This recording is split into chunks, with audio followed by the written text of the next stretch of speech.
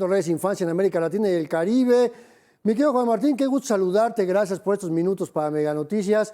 Y bueno, pues estamos platicando de este tema del uso excesivo de las pantallas, particularmente en la infancia, pero que tiene mucho que ver con la responsabilidad de las personas adultas que no necesariamente hacemos un acompañamiento certero en estos casos, Juan Martín. Buenas noches. Buenas noches, Andrés, gracias. Sí, efectivamente creo que hay que recordar que la responsabilidad parental, la responsabilidad del mundo adulto es quien le entrega a los niños y niñas los dispositivos, quien regula también su uso, pero muy importante, Andrés, quien modela los consumos digitales. Los niños, niñas y adolescentes aprenden de su entorno y, por supuesto, dependiendo su edad, necesitamos darles también gradualmente qué dispositivos, por cuánto tiempo, para qué tipo de actividades. Como ya se ha explicado, los niños y niñas pequeños, por su etapa de desarrollo, deben de tener muy poco contacto con las pantallas. Lamentablemente, lo que ya conocemos como nanas digitales, con niños y niñas pequeños que se les está entregando para entretenerles. Y aunque se entiende pues un poco la necesidad del mundo adulto de liberarse un poco de la atención de niños y niñas, hay que asumir que eso tiene consecuencias. Particularmente hay que reconocer también, Andrés, que hay otras etapas de desarrollo, quisiera ubicarlo por rangos escolares, desde el preescolar o la educación básica, donde hay aplicaciones o dispositivos que se pueden incorporar tecnológicamente para la educación y hay materiales y aplicaciones educativas, pero esto tiene sentido si se da con el acompañamiento adulto. Y redondeo este tema con que tenemos que ser muy cuidadosos con responsabilizar a los dispositivos o a las plataformas, sin olvidar que las personas adultas tenemos responsabilidad, pero sobre todo reconociendo que niños y niñas han desarrollado capacidades, particularmente después de la pandemia, donde los arrojamos sin ningún tipo de alfabetización digital para ellos y sus familias a esta realidad. Y ahora tienen bastantes capacidades desarrolladas.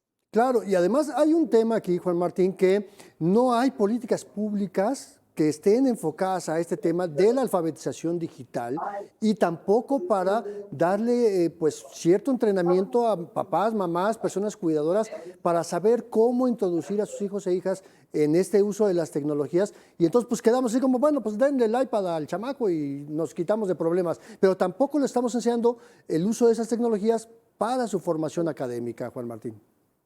Tal cual, y mira, yo creo que es muy importante entender que estamos en este entorno digital y ahora con la inteligencia artificial en todos los teléfonos móviles, tenemos, según los datos del INEGI, 97 millones de personas en México que usamos telefonía celular o dispositivos móviles. Estamos hablando de más de 81 millones de personas. Perdón, tengo que precisar, Andrés, los datos. 81% de la población, 97 millones de personas que usamos los dispositivos. Y forma parte también de los trabajos que niños y niñas van a tener cuando sean próximamente adultos. La mitad de los trabajos que ahora conocemos van a desaparecer. Y necesitamos entonces reconocer que si no incorporamos a niños y niñas de edades tempranas, nuevamente insisto, de manera apropiada, de acuerdo a su etapa de desarrollo, y con acompañamiento adulto, los podemos estar dejando fuera de las habilidades digitales que van a significar sus empleos. Pero la clave, tú lo mencionabas, Andrés, es política pública. El Consejo de Derechos Humanos, desde hace ya 9 años, le pidió a los estados que integran Naciones Unidas que tenía que existir un equilibrio entre más acceso a Internet y más protección. En 2021, el Comité de Derechos del Niño de Naciones Unidas habló que el entorno digital también ya forma parte de los derechos humanos de niños y niñas y se les tiene que garantizar acceso, porque no todos los niños y niñas en las escuelas, particularmente en el mundo rural, están conectados y tenemos que evitar que esto sea otra brecha, otra forma de excluirlos y por ello las políticas públicas cruzan con conectividad, con alfabetización digital y también con regulación de las plataformas, que no va a ser de un país, tiene que ser una gobernanza global, porque ahí están nuestros datos, ahí están los algoritmos que incluso pueden orientar nuestra forma de elegir y de consumir. Qué bueno que menciones este tema, Juan Martín, porque justo a eso quería llegar. Podemos hablar de la alfabetización digital, podemos dotar de dispositivos a las infancias, pero aún hoy, después de la pandemia, hace 5 años estábamos en el peor momento de la pandemia, ¿no? Por estas fechas se declaró precisamente la pandemia a nivel mundial. Pero después de tanto tiempo y que tuvimos que recurrir a la tecnología para aprender y comunicarnos y trabajar, pues resulta que hay muchas escuelas particulares donde sus infancias tienen mejores capacidades porque tienen acceso a la tecnología contra las escuelas públicas donde 46% no tiene computadoras, 53% no tiene acceso a Internet. Bueno, de los 570 municipios en Oaxaca, por ponerte un ejemplo, en 125 municipios, en todo el municipio, no hay Internet. Entonces, aquí estamos violentando el derecho de las infancias a una educación de calidad en igualdad de condiciones.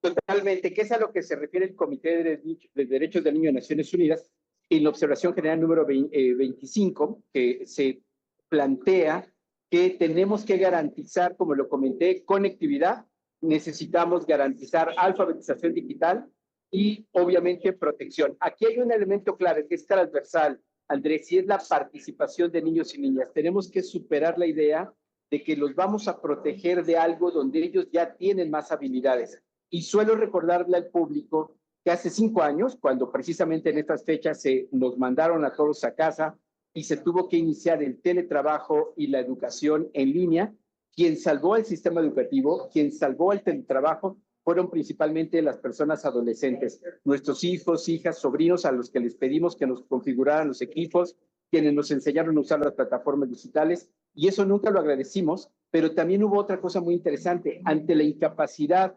entendida de los maestros de estar acostumbrados al pizarrón y a dar clases presenciales y no saber cómo enseñar en línea, se creó en las redes sociales, en YouTube, en TikTok, por mencionar algunos, muchísimas herramientas y métodos muy breves para poder enseñar matemáticas, álgebra y otras herramientas a partir del propio conocimiento. Entonces, ellos desarrollaron más que el mundo adulto capacidades en la pandemia. Ahora tenemos que reconocer, y el Comité de Derechos del Niño insiste, tenemos que reconocer que ellos y ellas tienen la posibilidad de desarrollar habilidades digitales, tienen la posibilidad y el derecho de participar, y viene la obligación adulta para dialogar con ellos y ellas, y cualquier medida, siempre bienvenida de protección, tiene que darse con ellos y con ellas, que también tienen estos conocimientos y esta capacidad.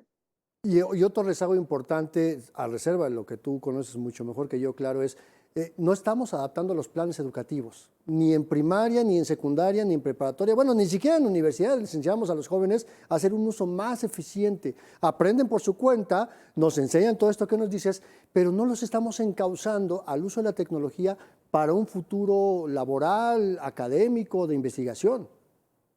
Tal cual, y mira, yo creo que tenemos que asumir que quienes tenemos el poder en las universidades, en las escuelas, en las familias, somos las personas adultas, pero también tenemos que reconocer que la mayoría de nosotras nacimos el siglo pasado y no nos tocó todo este, digamos, proceso digital, a algunos nos tocó todavía, digamos, a los que nacimos literalmente hace años, nos tocó con el módem y el ruidito y las conexiones básicas, y niños y niñas de esta generación, los que ahora tienen menos de 18 años de edad, incluso está digitalizado desde el vientre con los electrosonidos, ¿cómo le llaman? Ya me olvidé el nombre estos de los, bueno, estos que se dan en el vientre, tercera dimensión, cuarta En dimensión. cuarta dimensión, sí.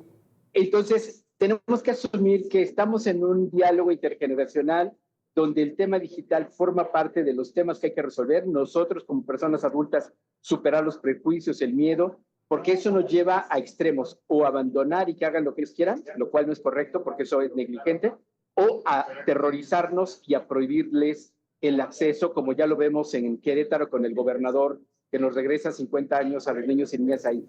Necesitamos dialogar, reconocer los límites, reconocer las capacidades y entender que sin política pública, sin Estado y sin el mundo adulto disponible y preparado para dialogar, vamos a seguir teniendo estas brechas y, como lo has apuntado muy bien, vamos a dejar a los más pobres, a las personas y a los niños más excluidos fuera de este desarrollo, y lo único que vamos a hacer es ampliar esta brecha de desigualdad.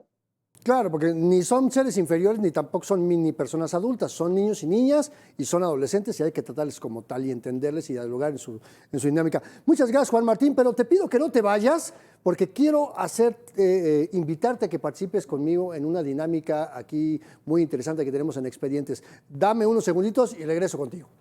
Súper, gracias.